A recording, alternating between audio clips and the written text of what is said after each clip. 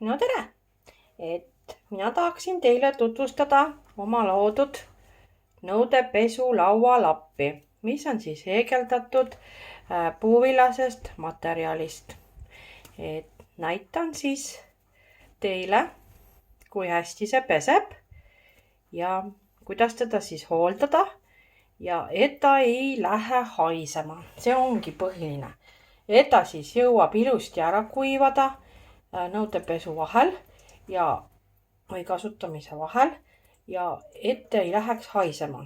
See ongi see lihtne soov, mille jaoks ma ta siis tegin. Ja nüüd ma nendega ise ainult pesengi.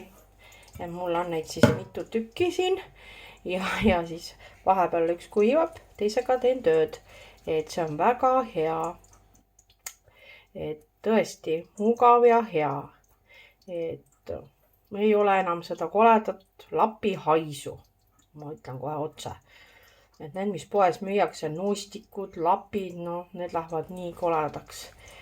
Nii. Ja nüüd ma pesen selle taldriku.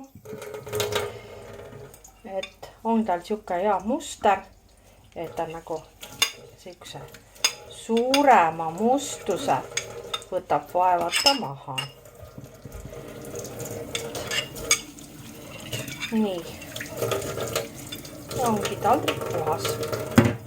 Nii, ja peale pesu siis, et peske siis puhtaks ilusti lapp veega. Korralikult läbi. Väänake välja. Vääname välja. Nii. Korralikult. Komplektis on siis 2 lappi, laualappi, nõudelappi, kuidas keegi soovib kutsuda. Ja siis 1 riputuskonks. Ja peale pesu siis läheb siia kraanikausi juurde ilusti kuivama, et mul on teda hea kasutada. Sel ajal siis, kui ta ühte kasutate, jõuab juba teine ära kuivada. Väga mugav.